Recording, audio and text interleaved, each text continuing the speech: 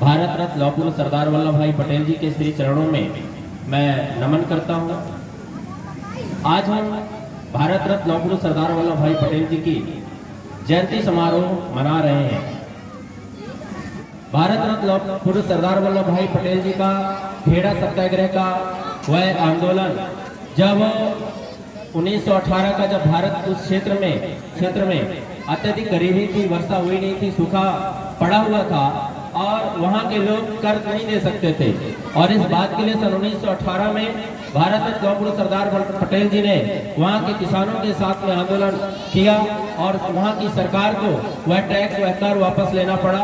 इसके पश्चात दूसरा बड़ा कार्य जब वह सरदार के रूप में पूरे भारतवर्ष में जाने लग गए, बारडोली का सत्याग्रह सन 1928 का, उस समय पर जो 6% 8% का टैक्स था उसमें वहाँ की सरकार ने बढ़ा करके 30% कर दिया और जब 30% कर दिया तो किसानों के लिए बड़ी मुश्किल बात थी।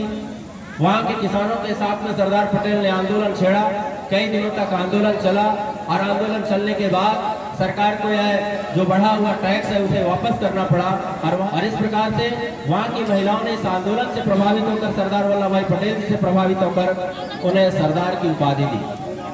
साथियों, भारत स्वतंत्र हुआ, भारत की स्वतंत्रता में सबका योगदान रहा, लेकिन स्वतंत्रता के बाद एक बहुत बड़ा काम था और वो बड़ा काम था भारत के जो राज्य थे, राजसी रियासतें थी, उनका एक भारत के रूप में विलय कराना।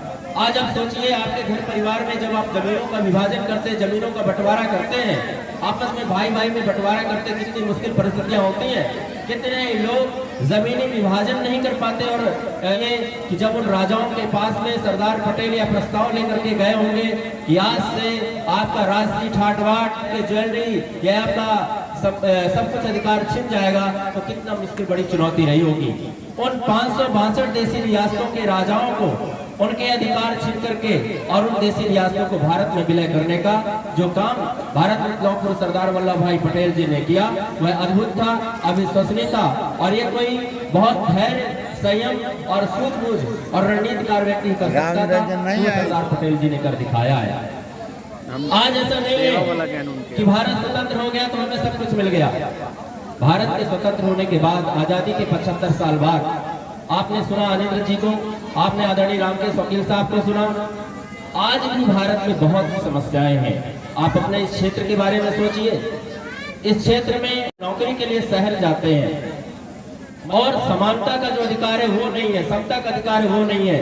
हम लोग विषमता में जिंदगी जी रहे हैं। हम क्या भारत रत्न लौह पुरुष सरदार पटेल जी के जीवन से सीखते हुए हम जन्म लिए तो मानव के रूप में जन्म लिए, लेकिन जन्म लेने के बाद भिन्न भिन्न जातियों के रूप में जो पहचान मिली, कोई ईश्वरीय वरदान प्राप्त हो गया, कोई भगवान बन गया और किसी की इतनी भी समता नहीं है, बराबरी नहीं है कि सब प्रकार में उसको समान अधिकार प्राप्त हो पाए। जैसे अनिल जी कह रहे थे कि एक बच्चा घड़े को छू दिया और उसके मास्टर ने इतना मारा कि अंत में उसकी मृत्यु हो गई। ये कहानी नहीं है, ये सच्चाई है। अगर आप इसी गांव में देखें, लोग कहते हैं हमने सबको जोड़ लिया।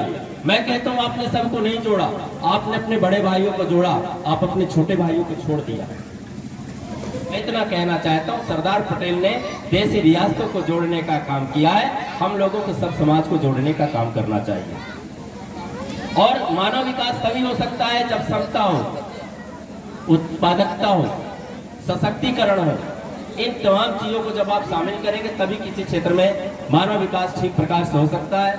आज मैं अपनी वाणी को विराम देता हूँ। जय हिंद, जय भारत।